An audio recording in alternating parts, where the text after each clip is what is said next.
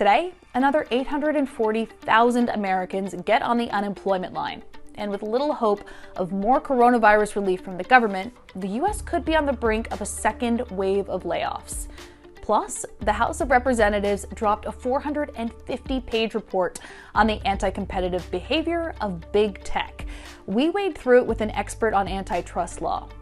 And finally, popular stock trading app Robinhood is growing like crazy and leaving its competitors in the dust. I'm Mackenzie Sagalos, and this is CNBC After Hours.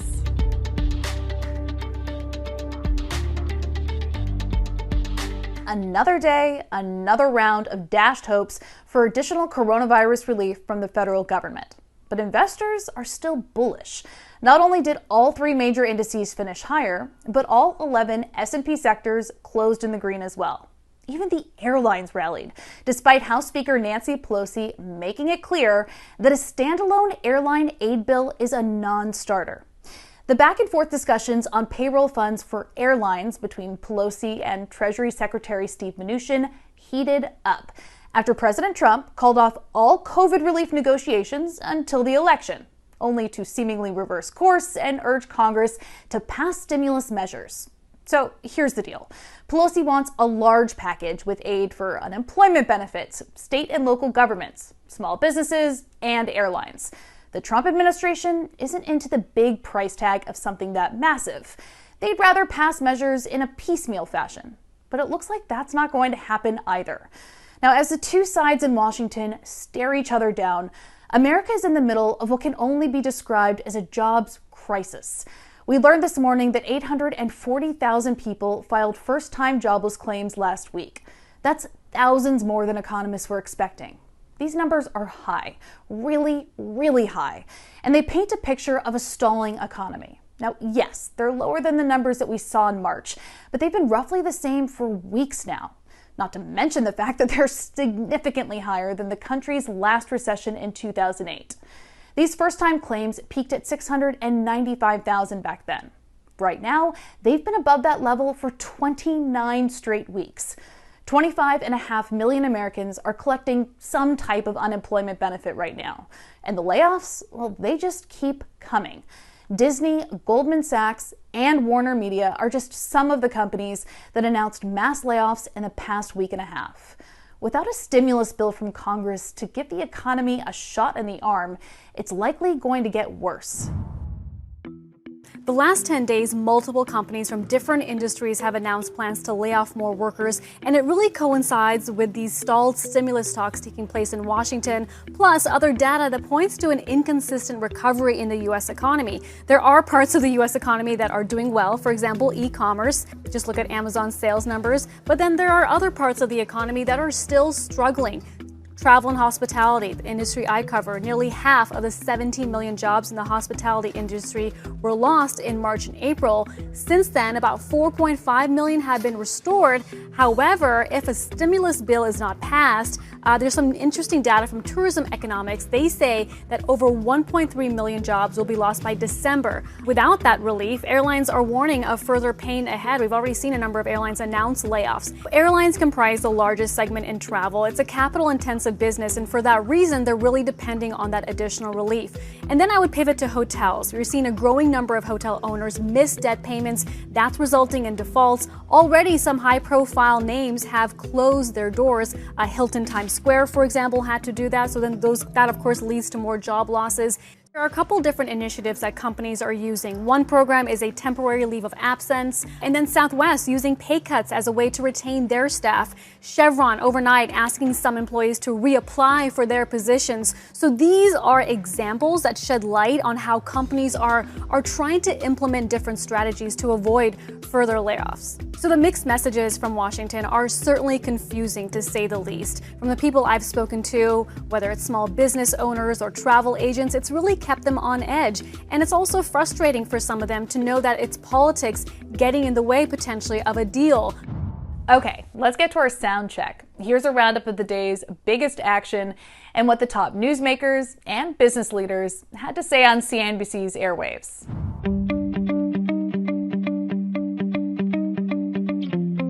And I'm particularly concerned, and it ought to concern us all, that the objection is about, bailing out blue states and red states not needing it, so-called. There are Americans living in all of those states, and many of those Americans are hurting.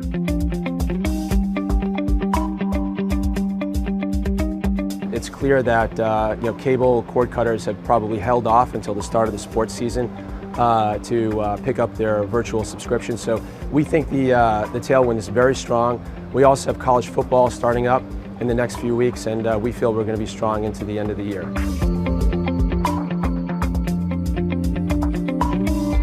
We are maniacally focused on hybrid cloud and AI.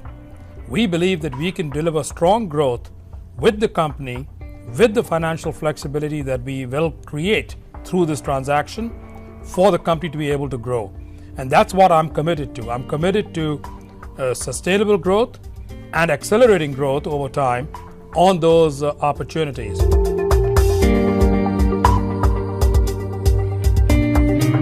I'm not dying to have these great companies become utilities because it's a jewel of our system that we produce such innovation. And I'd like to, and I wouldn't want to, give them a lobotomy by making them into utilities, because I kind of like what they're doing. But at the same time, there has to be a lot more regulation and perhaps even, a breakup. Our economic system thrives on competition. All right, so I want to stay on that last point that former Goldman Sachs boss Lloyd Blankfein just made. He said it's certainly possible that the feds would break up the big tech companies. Now, we learned this week that at least a part of the government wants to do just that. After a 16-month investigation into the business practices of Apple, Google, Facebook, and Amazon, the House Judiciary Subcommittee on Antitrust dropped a nearly 450-page report on its conclusions. And they concluded that these big four tech giants basically have monopoly power. Now, the report suggests a laundry list of recommendations, including changing the nature of how tech mergers are approved, forcing dominant companies to allow users to transfer their data, and of course, structural separation, which is just Congress speak for break them up. Now, keep in mind, the Democrats are the majority in the House, which means that Democratic staffers wrote this report. And Republicans aren't exactly on board with breaking up the tech companies. But one Republican did offer his own response to the report, which outlined a lot of common ground. We asked an expert on antitrust law to break down this report for us and explain exactly how and why these companies exercise monopoly power. The finding that these four companies enjoy monopoly power is, I think, absolutely right. I think these monopolies do look a little bit different than some of the traditional ones we're more familiar with in antitrust land. They might not raise prices, especially Google, especially Facebook, but they exercise it in different ways, and the report talks about those. The question of market power or monopoly power when the product is free or seems to be free is a really interesting one. I think the first point we've got to understand is that nothing is free. That's Milton Friedman. There's no free lunch. It's just that we pay for these products with things other than money sometimes. But actually, surprisingly, although you can go back a long ways and find traditional monopolies where the monopolist just raises price and reduces output, and that's what we usually think of as monopoly, you don't have to go back too far to find a case that actually involved a free product. That was the Microsoft case in the late 1990s and early 2000s, where Internet Explorer and Netscape Navigator were duking it out in a free market. And so in a case like that, like I think these cases today, you have to focus not just on immediate price effects, and instead think about monopoly power as the power to control competition. Apple controls 60% of the smartphone operating system market in the United States. That's enough for a court to say that's a monopoly, just that alone. Google tries to build a moat around its castle. Its castle, of course, is search. You look at somebody like Facebook, their core strategy seems to be buy up all your competitors. And then if you think about Amazon, I think their core strategy seems to be predatory pricing coupled with somewhat similar kinds of contractual provisions they insist on if you want to sell through Amazon. So I think it's pretty indisputable that these companies have done things that are anti-competitive and anti-market. I think then the question becomes, well, how best do you remedy those? One way to do that would be a very heavy regulatory presence, constantly overseeing everything that these companies do. because breakups are the opposite of that. Breakups are relatively clean and quick and don't require as much ongoing regulatory oversight and ongoing regulatory presence. I tend to think that might be preferable because it is easier in a lot of ways. And frankly, even from these companies' perspectives, it might be kind of like tearing the Band-Aid off quickly. Okay, time for today's numbers round. First up is 5. Investing app Robinhood is growing 5 times faster than the competition. It accounts for more than half of all brokerage app downloads so far in 2020, according to a new report from JMP Securities. The firm now estimates that Robinhood has 15 million active users.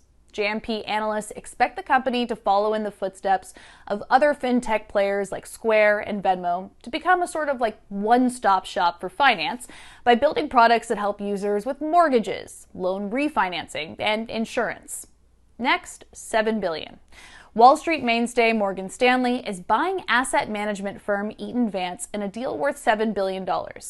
Now, the acquisition is part of Morgan Stanley CEO James Gorman's push to grow the bank's wealth management business. Now, just this year, Morgan Stanley spent $13 billion buying retail investing firm E-Trade. And finally, 35,000. The Biden campaign has sold out of all 35,000 fly swatters that they rushed into production last night after vice presidential debate viewers were captivated by a housefly that landed on Mike Pence's head. Now, the swatters are printed with the phrase "Truth over flies" and cost $10 each. That's it for After Hours, but before we go, here's one more thing to watch next week. Apple is gearing up for a big product launch event on Tuesday, where the company is widely expected to unveil its newest iPhone model, complete with 5G connectivity. Our newsroom is covering every angle of the launch, so be sure to check out CNBC.com and download the CNBC app.